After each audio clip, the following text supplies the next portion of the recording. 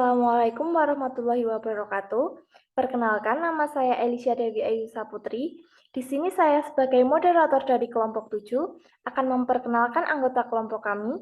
Yang pertama, Leksana Apriandri, yang kedua, Elisha Dewi Ayusa Putri, dan yang terakhir, Fatonah Nurhayati.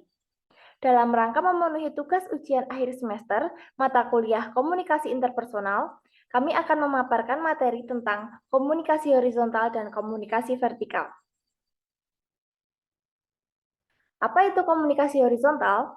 Menurut Natania pada tahun 2014, komunikasi horizontal adalah aliran komunikasi yang menunjukkan adanya pertukaran informasi ke samping, yaitu mengalir sesuai dengan prinsip fungsional di antara orang-orang yang sama di dalam suatu organisasi.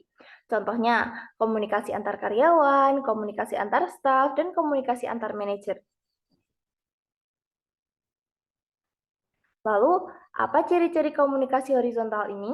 Yang pertama, proses komunikasi yang terjadi antar individu yang memiliki kedudukan atau jabatan yang sama dalam sebuah organisasi.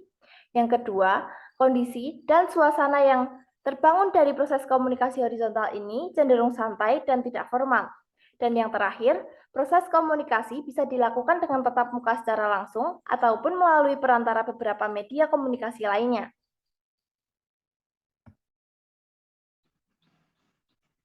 Di sini ada tujuan dari komunikasi horizontal. Yang pertama, melancarkan proses interaksi antar rekan sejawat, terutama yang satu kedudukan dan satu jabatan. Yang kedua, meminimalisir adanya permasalahan dan konflik horizontal yang berpotensi untuk muncul. Dan yang ketiga, meningkatkan dukungan dan dorongan terhadap satu sama lain dalam melaksanakan tugas dan tanggung jawab masing-masing.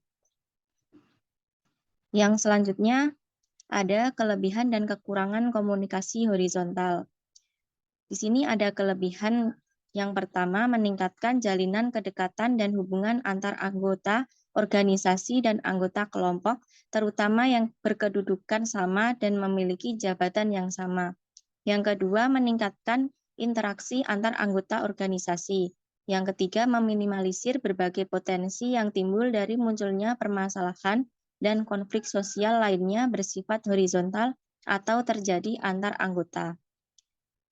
Selanjutnya kekurangannya yang pertama, bisa mengakibatkan kesalahpahaman apabila informasi yang disampaikan kurang tepat.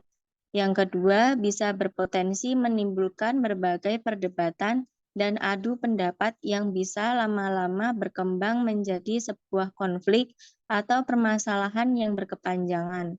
Dan yang terakhir, apabila pola komunikasi tidak berjalan seperti yang seharusnya, bisa menimbulkan masalah. Selanjutnya ada komunikasi vertikal. Komunikasi vertikal adalah jenis komunikasi yang terjadi antara individu atau kelompok yang berada pada level atau tingkat yang berbeda dalam struktur organisasi. Komunikasi ini terjadi antara atasan dan bawahan, antara bawahan dan atasan, atau antara anggota tim yang berada pada tingkat yang berbeda dalam struktur.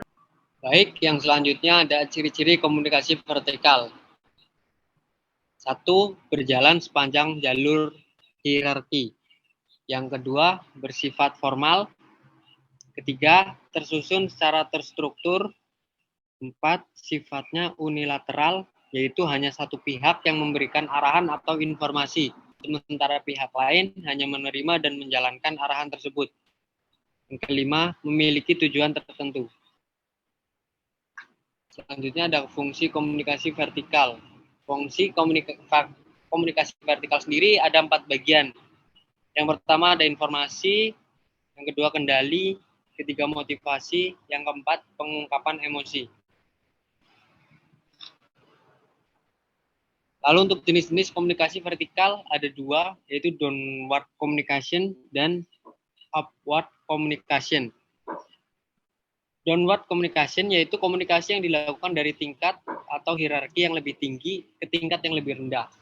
Sedangkan upward communication yaitu komunikasi vertikal yang dilakukan orang yang memiliki tingkatan atau hierarki yang lebih rendah kepada yang lebih tinggi. Sekian pemaparan materi dari kelompok kami. Bila ada salah kata kami mohon maaf. Wassalamualaikum warahmatullahi wabarakatuh.